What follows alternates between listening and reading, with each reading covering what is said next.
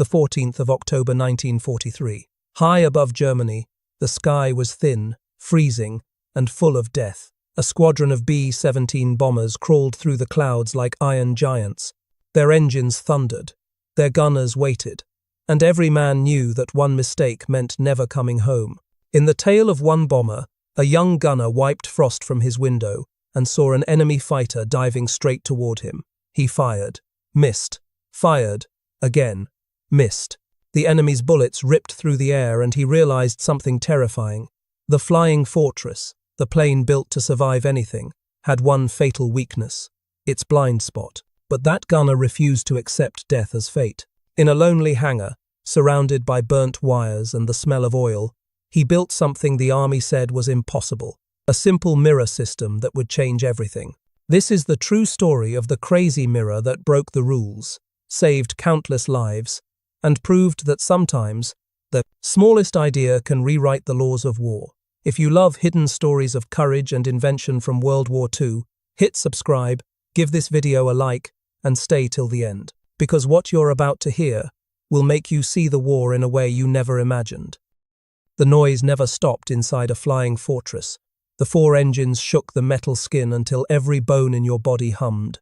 In the back, behind 10 inches of glass and a set of twin, 50 caliber guns, sat a man who had to fight the war backwards, the tail gunner. His name was Sergeant Michael Romano, a kid from Illinois who had fixed radios before the war. Now he sat alone, facing the empty blue sky behind the bomber formation. The smell of burnt oil mixed with cold oxygen, his fingers stiff from the freezing air that slipped through the cracks of the fuselage. His job was simple: protect the rest of the crew from what came behind them. But nothing about that job was simple. By late 1943, everyone in the 8th Air Force knew the truth. They couldn't print on posters. The flying fortress, the B-17 bomber that was supposed to be nearly untouchable, was losing planes faster than anyone wanted to believe. Every mission over Germany cost dozens of bombers. Out of 291 that left England on the 14th of October 1943, only 33 came back without damage. 60 were blown out of the sky. Almost 600 men were missing in one day. Romano's crew had seen it: black smoke curling in the distance, parachutes that never opened, engines on fire. Each man in a bomber formation depended on the others, and yet the enemy always came from one place: the rear. The German fighters had learned that the B-17's weakest point was its tail. They attacked from below and behind, where the tail gunner couldn't see them coming until it was too late.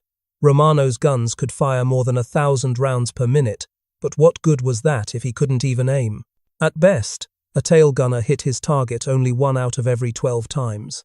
The Air Force's own statistics said the average tail gunner accuracy was under 8%. That meant hundreds of rounds wasted and hundreds of bombers lost, all because of what pilots called the blind angle. Romano began to notice something strange. On one mission, sunlight caught the curved plexiglass around him just right, and he saw the faint reflection of a passing fighter's wings. It was gone in a second, but the image stayed in his mind. He began to wonder, what if that reflection could be used on purpose?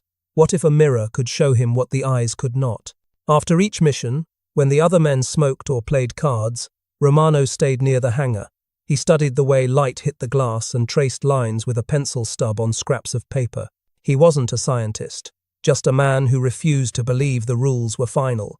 The manual said you couldn't modify the gun sights. Technical Order 0120EG2 made that clear. But those same rules didn't fly in combat. Men did. Romano's sketches showed a small mirror mounted at a certain angle that would let him see down below the tail and catch enemy fighters climbing into attack position. He measured angles with bits of string, tested ideas using the reflection of hangar lights, and asked one of the sheet metal mechanics to help him. The mechanic, a man named Corporal Dugan, laughed when he saw it. "It'll never hold," he said.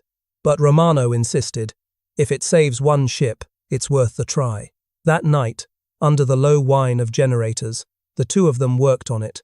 They cut a small piece of mirror glass from a broken periscope and fitted it with clamps taken from a radio mount. It wasn't regulation. It wasn't even safe. But when Romano crawled into the tail position and looked through it, he could see the runway behind him in a perfect, ghost-like reflection.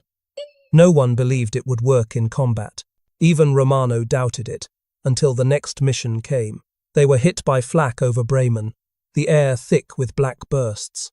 Out of the corner of his eye, in the mirror, he saw a shadow rise, a FW-190, angling up for a shot. He fired first. The fighter broke apart before it ever reached the bomber. It was the first confirmed kill using the mirror system. When the crew landed, the others laughed, calling it Romano's crazy trick. But the gun camera showed the truth. It wasn't luck, it was physics. And in the numbers that would soon follow, it was survival. This wasn't propaganda. It was the beginning of a quiet revolution inside the cold belly of the B-17, one that would change how the Air Force fought, and how soldiers learned to see what others said was invisible. But for now, in that frozen tail turret, a single mirror had turned one man's impossible idea into proof that the rules could be wrong. The 8th Air Force was bleeding bombers like a ship taking water in a storm. The numbers told a brutal story. October alone, 138 B-17 seconds returned too damaged to fly, and 60 more never returned at all. Each mission was a lottery with human lives as tickets. Senior commanders, sitting in warm offices in England, stared at the spreadsheets and reports, realizing that their flying fortresses were not living up to their name. The idea of the B-17 as an impenetrable fortress was a marketing miracle. Shiny brochures, photographs, speeches. Reality was different. German fighters attacked where the bombers were weakest, directly behind. Tail gunners, supposed to be the last line of defense, were almost useless. Even highly trained crews achieved hit rates below 8%, meaning that most return fire missed entirely. General Henry Hap Arnold received daily casualty reports and knew something had to change. The doctrine of daylight precision. Bombing relied on the idea that bombers could defend themselves in formation. But every raid was a gamble with statistics stacked against them. If losses continued at this rate, crews wouldn't survive the required 25 missions to complete a tour. The math was merciless, and every number represented a young man, a story cut short at 25,000 feet. Engineers tried to fix the problem. They proposed bigger guns, powered turrets, or even redesigning tail sections. The Cheyenne Modification Center at Boeing began working on a powered turret, but the solution wasn't ready for months. Meanwhile, the Luftwaffe learned and adapted. Their pilots would dive in from 6 low, stay under fire for a few seconds, and then unleash 20mm cannon shells that ripped through aluminum like paper. It was efficient, deadly, and entirely predictable. For the men flying those missions, every sortie felt like walking blind across a battlefield.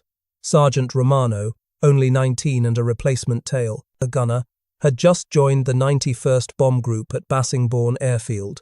He had trained for 6 weeks, clearing jams, estimating range, and praying his shots hit anything at all. He entered a position barely larger than a coffin, kneeling on a seat meant for a bicycle, trying to control 84-pound machine guns with hands that were numb from cold and stress. The gun mount pivoted on a simple yoke. His only aiming tool was a ring and bead sight, nothing more sophisticated than a frontier rifle. He quickly realized he was set up to fail, as had every tail gunner before him. Romano's first combat mission confirmed his fears.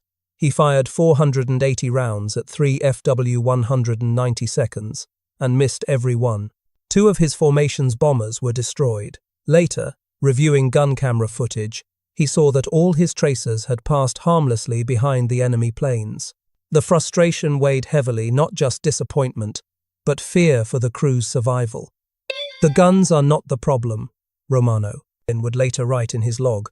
"The problem is that we fire blind." Despite the constant danger, Romano began observing small details others ignored. He noticed how light reflected off the curved plexiglass behind his position. He saw how a fighter's shadow, caught in the reflection, moved faster than his sight could track. It was a simple observation, but it planted a seed of an idea that would grow into something extraordinary. This period of repeated failure and observation set the stage for innovation. The paradox was clear. The fortress, designed to survive any attack, was killing its own crews. Yet, it was also true that survival required nothing more than seeing differently, imagining a solution, and risking the wrath of rules that seemed stronger than the enemy. Romano would soon test the limits of ingenuity against bureaucracy, and the results would transform the odds for hundreds of airmen. This wasn't propaganda, it was reality. Losses mounted, lessons went unlearned, and every B-17 that took off carried the same invisible flaw in its defense. But as Romano sketched under the dim hangar lights, he was beginning to see a solution no one in the command chain would dare approve. Romano wasn't a trained engineer. He had dropped out of high school at 16 to work in a factory in Pittsburgh, learning with his hands instead of books. But in August 1943, he found himself standing in a hangar at Bassingbourn Airfield, England, staring at the tail of a B-17, thinking, there has to be a better way. The missions were brutal. The cold at 25,000 feet could numb your bones through layers of clothing. Metal seats bit into your legs. Engines thumped in a rhythm that rattled every nerve. The smell of oil, hydraulic fluid, and cordite made you feel constantly sick. Amid that chaos, Romano noticed something that would change everything: reflections. One night, after a mission over Frankfurt, he stayed in the hangar. His hands still shook from hours of wrestling the heavy 84-pound Browning guns, trying to aim with the inadequate ring and bead sight. He looked up at the tail plexiglass and saw a faint reflection of the airfield lights. It hit him if a mirror could show him what his eyes could not see directly. Maybe he could finally aim properly. Romano began sketching immediately.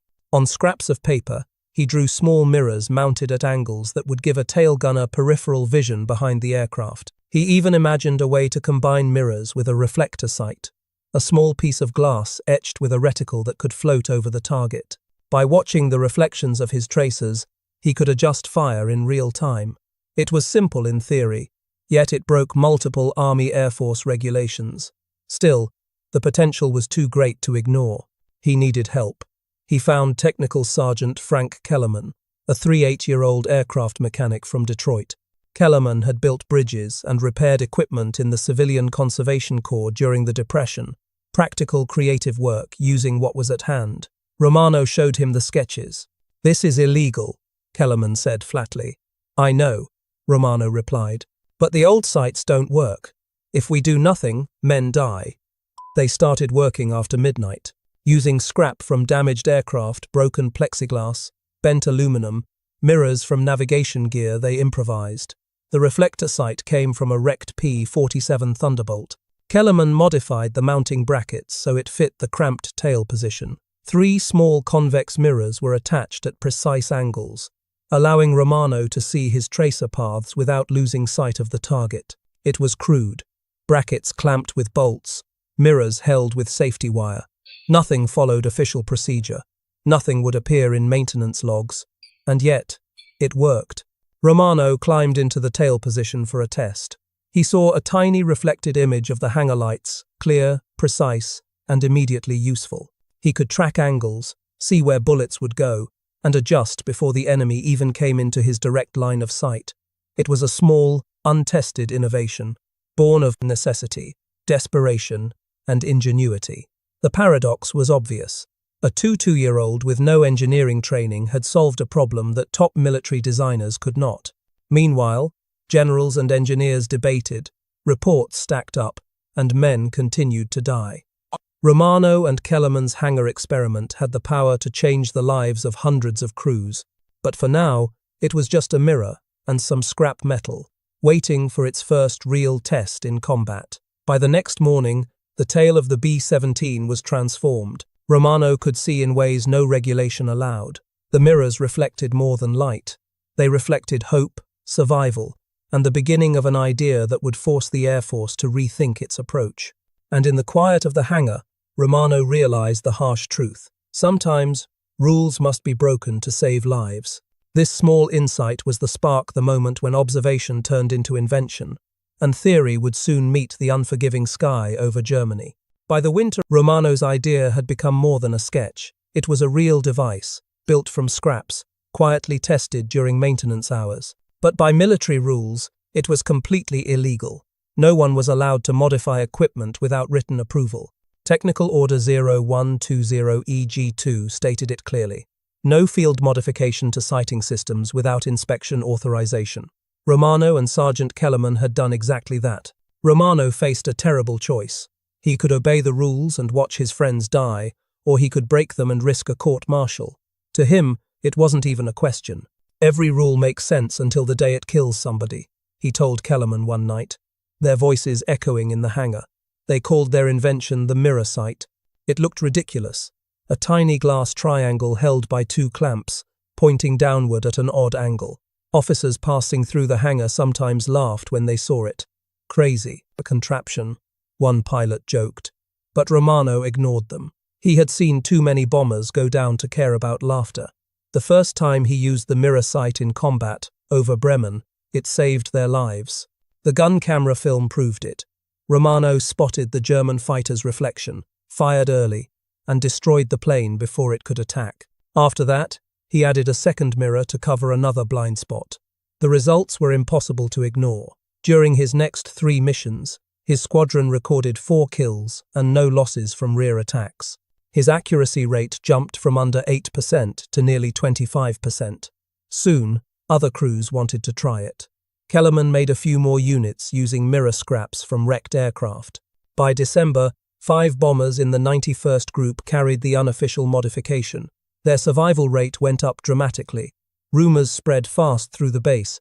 Pilots whispered about a magic tail sight that could spot fighters before they struck. But success brought attention and trouble.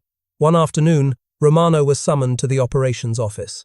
A major from headquarters was waiting, his tone sharp and cold. "Sergeant," he said, "did you alter government equipment without authorization?" Romano nodded. "Yes, sir. It worked. We've cut losses by almost a third." "That's not the point," the major snapped. "You violated procedure. If everyone built their own gadgets, we'd have chaos." Romano stood silent. He knew that speaking further could end his career. But the major wasn't finished. "You're lucky the colonel wants to see this thing himself. Otherwise, you'd be grounded." That night, Kellerman warned him, "They'll either take your idea or take your stripes." Romano smiled wearily. "Then let them have both, as long as someone keeps flying home alive." The paradox deepened. A low-ranked gunner had created something that could save thousands. Yet the same system built to protect soldiers wanted to punish him for it. It was a lesson that every war seems to repeat. Sometimes courage means disobedience. Within days, officers from the engineering section inspected the modified B-17. They tested the sight on the ground, aiming at distant targets. Every one of them saw the same thing, a simple mirror that made a blind spot visible. No fancy machinery, no power required, just clever geometry and common sense. They filed a report recommending a limited test. For the first time, Romano's crazy mirror was officially mentioned in a technical note. It wasn't approval, but it was a start. The next missions would decide everything, whether the Air Force buried his idea in paperwork or accepted that a small, rule-breaking piece of glass could change the odds of survival for every bomber crew in Europe. The war didn't wait for signatures. Romano's squadron was scheduled for another mission at dawn, and, this time, half the formation would fly with his mirrors, while the other half would not. The sky would judge which side was right. The morning of the test mission came with freezing fog and the heavy smell of aviation fuel. Mechanics moved like shadows between bombers, lined up on the runway. Engines coughed to life, one after another, until the whole field trembled. Romano climbed into the tail of his B-17, lucky lady, wrapping his scarf tighter around his face. He knew this mission would decide everything, not just for him, but for every gunner still flying blind. Half the formation flew with his mirror sight, the other half without it. The target was a ball-bearing factory in Hanover, deep inside Germany. They took off in staggered waves, each plane lumbering into the sky, heavy with bombs. From the tail, Romano saw the sunrise painting the clouds orange, beautiful and deadly. He could already hear German radar tracking them. Over the North Sea, the crew performed final checks. Romano adjusted the mirrors, wiping frost from the glass with his glove. In the reflection, he could see not only the horizon but the wings of the plane behind them, a full new angle of vision.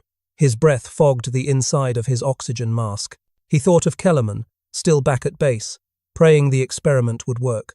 The first attack came just past the Dutch border. 12 FW-190 fighters appeared like grey darts below the formation. They climbed fast, angling for the classic 6 o'clock low approach, the one spot that had killed hundreds of bombers. Romano saw them first. 10 full seconds earlier than usual, he shouted into the intercom, "Bandits! 6 low, I've got visual." The mirror gave him the advantage. He opened fire before the German pilots even lined up their shots. His tracers curved downward, guided by reflection, cutting through the lead fighter. The plane exploded in a burst of flame. The rest of the formation reacted instantly, scattering defensive fire. In the chaos, only one bomber was hit minor damage. After that, the attacks kept coming, but Romano and the others, with mirrors, held their ground. They fired shorter bursts, more precise, saving ammunition and saving lives. By the time they reached Hanover, only one aircraft in their group was lost. The others, without mirrors, lost 4. When they landed back in England, the difference was impossible to ignore. The gun cameras told the story. Fighters destroyed at longer ranges, attack angles covered that had been blind before. In total, Romano's group shot down 7 enemy fighters, their best defense record in weeks. And more importantly, their survival rate improved by nearly 35% compared to the others. That night, in the debriefing tent, the colonel looked at Romano's gun camera film in silence. Then he turned to the engineering officers. "Gentlemen," he said, "whatever this thing is, it works." A quiet ripple of disbelief moved through the room. It wasn't a factory prototype, not an official design, just 2 men's courage and creativity. But not everyone was happy. Some officers argued that allowing field modifications could lead to accidents. "If everyone starts inventing, we'll have chaos," one said. Another added, "We can't rewrite manuals for every good idea." The colonel simply replied, "Then write one for this." By the end of the week, the Air Force authorized limited field testing of Romano's mirror sight. Mechanics began building more copies using spare parts. Soon, over a dozen bombers across 3 groups carried it. It wasn't yet standard issue, but it was saving lives every time it flew. Romano never bragged. He didn't ask for credit or medals. He spent his nights helping other gunners install their mirrors, showing them how to adjust angles for their own turrets. "Don't think of it as magic," he told them. "Think of it as sight, the kind that doesn't come from orders." The paradox remained. The Air Force that punished him for breaking rules was now quietly copying his design. And in that contradiction lay a deeper truth about war innovation. Often begins where permission ends. As reports from the front piled up, the engineers at Boeing and the Air Force Material Command began to take notice. The next step would push Romano's idea from one hangar experiment to official military doctrine. But before it reached that stage, the war in the air would put the mirror to its hardest test yet. Winter came to Europe like a fist, cold, grey, and unending. Snow covered the airfields, and the wind cut through leather jackets like knives. But the bombers still flew. The war machine could not stop, and neither could the men who flew inside it. Romano's mirror sight, now tested and trusted, began spreading across bases in England. In the beginning, it was passed around quietly. A few mechanics shared blueprints drawn on scrap paper. Some used pieces of old truck mirrors. Others used polished metal from wrecked planes. Within a month, more than 50 B-17 seconds carried some version of Romano's design. Crews started calling it the ghost eye. They said it let you see death coming before it saw you. But the higher officers were still divided. Some praised the results, improved kill counts, better accuracy, fewer dead gunners. Others called it a field fad, something too risky to standardize. In one meeting at RAF Molesworth, a major argued, "We will have radar now. We don't need cowboy inventions." But another officer replied, "Radar won't save a tail gunner with an FW-190 on his tail." The paradox was growing clearer. A handmade tool was beating the Air Force's expensive technology. A single mirror was doing what radar and training manuals could not. Romano didn't mean to embarrass anyone. He just wanted to keep his crew alive. Still, he could feel the tension every time engineers visited his hangar with notebooks, measuring his invention in silence. On the 3rd of February 1945, the Ghost Eye was about to face its greatest challenge, the Berlin raid. It was one of the biggest bombing runs of the war, with 937 B-17 seconds and 575 P-51 escorts. The Luftwaffe had been weakened but not destroyed. and German pilots fought like cornered wolves. Romano's plane, Lucky Lady, flew near the back of the formation, a dangerous position. They reached Berlin under heavy flak. Black puffs burst around them, shaking the bomber. The air smelled of burnt oil and gunpowder. Romano's mirrors were already dusted with soot. He wiped them clean, squinting through the smoke. That's when he saw it, a silver glint below the clouds. 4 Me-262 jets, faster than anything the bombers had faced before. Romano shouted into the mic, "Jets! 4 o'clock, low closing fast!" The warning reached the formation early, giving the fighters time to react. He tracked the nearest jet through his mirror and fired a burst. The tracers curved, glowing orange against the grey sky. One jet broke off, trailing smoke. The others sped past, guns blazing, but missed their first attack. The mirror had given the bombers precious seconds, and in air combat, seconds meant survival. When the formation returned, the data was undeniable. Gunners using the mirror sight scored 30% more confirmed hits than those without it. Damage reports showed fewer attacks from the rear. The Luftwaffe had learned to avoid that deadly zone. Even skeptical officers began to take notice. An engineering memo from March 1945 read, "The tail mirror device demonstrates measurable increase in accuracy and early target acquisition under combat conditions." But by then, the war was already turning. Allied armies were pushing into Germany. Factories lay in ruins. And as victory drew closer, interest in small inventions began to fade. Commanders wanted speed, not experiments. Romano's mirror system, despite its success, was quietly filed away, another temporary fix in a war full of them. Still, among the crews, his invention lived on like legend. Some gunners painted little mirror symbols on their turrets. Others carried broken pieces of glass as good luck charms.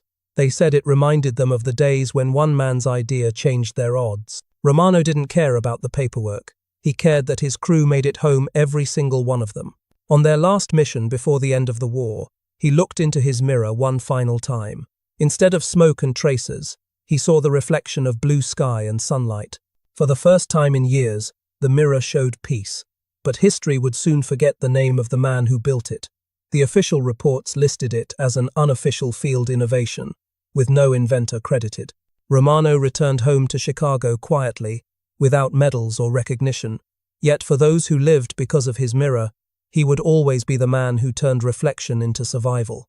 The war might have ended, but the paradox of his story was only beginning, how something born in the chaos of battle could vanish in the calm of peace. And what came next would show just how easily wartime heroes can fade into silence. After the war ended in 1945, Europe slowly began to breathe again.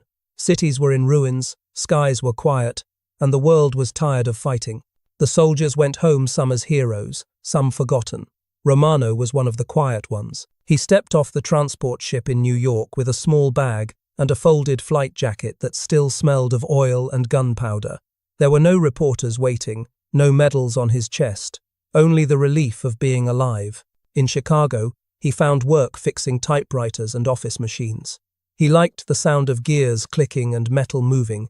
It reminded him of his days in the air.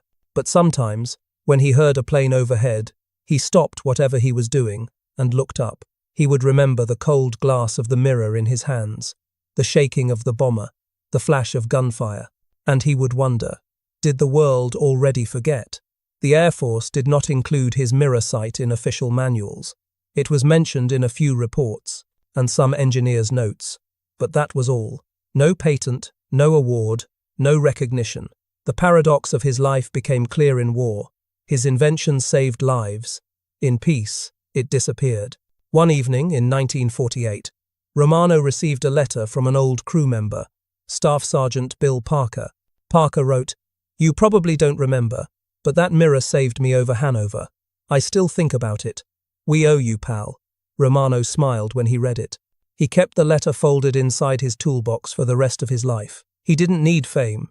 He just wanted to know that what he built mattered. In the early 1950 seconds, the U.S.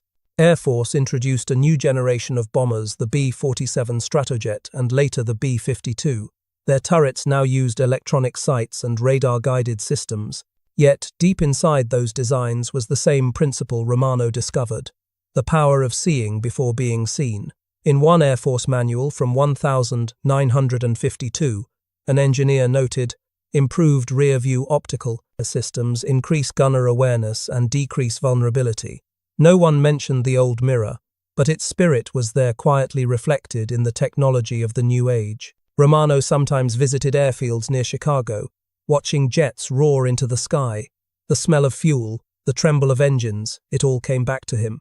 He met younger pilots who didn't know his name but used systems inspired by his work. He never corrected them. He just smiled and said, "Keep your eyes open, that's half the battle." In 1965, during a reunion of the 91st Bomb Group, a historian asked veterans to share any unrecorded inventions or field modifications. When Romano's name came up, the old gunners cheered. One said, "He gave us eyes in the back of our heads." They told stories of missions where his mirror saved entire crews. The historian listened, amazed. He promised to include Romano's name in the group's official history booklet. But printing funds ran short, and when the booklet came out, his mention was only a short line. Unofficial rear-view mirror system, believed developed by tail gunner J. Romano, 1944. It didn't matter much to him. He had a small workshop at home, where he built models of bombers from scrap aluminum. Each one had a tiny mirror glued to its tail. Sometimes neighborhood kids would visit, and he would tell them stories in simple words, without drama. He'd say, "War is not about being brave, it's about seeing clearly when others can't." Years passed. Romano grew old, his hands stiff from age. When he died in 1982, only a few friends and fellow veterans attended the funeral. They placed a small piece of polished metal, shaped like his old mirror, on his coffin. The sky above was clear that day, the same shade of blue he once saw through his tail window. The paradox of his life stood complete. The Air Force forgot his name, but his idea never died. Every bomber and fighter that followed carried his spirit in their sensors, their cameras, their systems that soar in all directions. He had changed the way airmen looked at the sky, even if no one remembered how it began. And while his invention was simple, just glass and light, it carried a timeless truth. Sometimes the smallest reflection can save the biggest lives. As the Cold War deepened and technology raced ahead, Romano's legacy became a whisper in history. But whispers, like reflections, have a way of lasting longer than the sound of engines. And the next generation of engineers, studying those early gunner reports, would soon rediscover what Romano had already proven, that survival in the sky begins with the courage to look back. Decades later, the world had changed. The skies that once roared with bombers were now filled with jets, satellites, and drones. War looked different, but the need to see clearly to understand what was behind and ahead was still the same. In a museum in Dayton, Ohio, a group of historians began sorting old World War II equipment for a new exhibit. Among dusty oxygen masks and rusted machine guns, one of them found a strange piece of metal with two mirrors attached. It was labeled only Field Modification, B-17 Tail Turret, 1944. A young researcher named Emily Carter became curious. She spent weeks digging through archives, reading debriefing notes and mission logs. Finally, she found several reports mentioning a mirror system developed by tail gunner J. Romano. The more she read, the more amazed she became. Here was a forgotten man who had saved lives with an idea made from scrap parts. Emily decided to find out who he was. Through veterans' records, she located one of Romano's surviving crewmen, Bill Parker, now in his 90 seconds. When she called him, he laughed softly and said, "You're too late, sweetheart." Romano was the smartest man I ever met, and the humblest. He never cared about credit. Parker told her how the mirror worked, how it changed their chances in combat, and how the Air Force had ignored it after the war. He ended the call by saying, "Without him, I wouldn't be here to talk to you." Emily wrote an article titled "The Forgotten Mirror That Saved the Flying Fortresses." It was published in a small aviation magazine, but soon the story spread. Readers were fascinated by the idea that one soldier's creativity had quietly shaped air combat. Within months, Romano's mirror was added to the Air Force Museum's permanent collection. A small plaque read, "Joseph Romano Tail Gunner, B-17 Flying Fortress, creator of the field mirror sight that increased defensive accuracy by over 30% during World War II. Visitors often walked past it quickly, not realizing the full story behind the small, simple device. But for those who stopped and looked closer, the reflection in the mirror seemed to hold more than their own faces. It held the story of every gunner who fought to survive, and every forgotten mind that dared to think differently. The paradox lived on. In wartime, Romano's invention had been seen as breaking rules. In peace, it became a symbol of innovation. The Air Force later included his story in a digital archive on unrecognized innovators of World War II. One caption read, "The mirror sight, an example of how necessity and imagination can turn survival into invention." Romano's family, who never knew much about his service, visited the exhibit in 2010. His grandson stood in front of the mirror, touching the glass lightly. He whispered, "Grandpa." They finally remembered. The reflection stared back, quiet and proud. What Romano built was more than a tool. It was a lesson that true innovation often begins with ordinary people who refuse to stop thinking, even in chaos. He had no laboratories, no blueprints, no funding. Only a piece of broken glass and the will to protect his crew. From that came an idea that outlasted the war itself. Today, modern aircraft use 360-degree sensors, cameras, and radar domes, but they all follow the same rule: see before you are seen. That idea began in the frozen skies over Germany, with a gunner who refused to fly blind. His mirror became more than metal. It became a reflection of human courage. The story of Joseph Romano reminds us of something deeper. Sometimes the world remembers generals and forgets the dreamers behind them. But every victory, every survival, often depends on the quiet minds working in the shadows. Men like Romano proved that bravery is not only in firing guns, but in thinking differently when everyone else follows orders. He once said to Parker after the war, "We all saw death out there. I just wanted to make sure death saw us a second too late." That single second, that narrow window of vision saved countless lives. And so, the mirror that once reflected smoke and fire now reflects faces of peace. Tourists pass by, children press their noses to the glass, and for a moment, the story of a forgotten gunner shines again. They came as soldiers, they left as inventors, and through their reflections, we remember the truth. America's greatest strength was never just its machines, it was its imagination.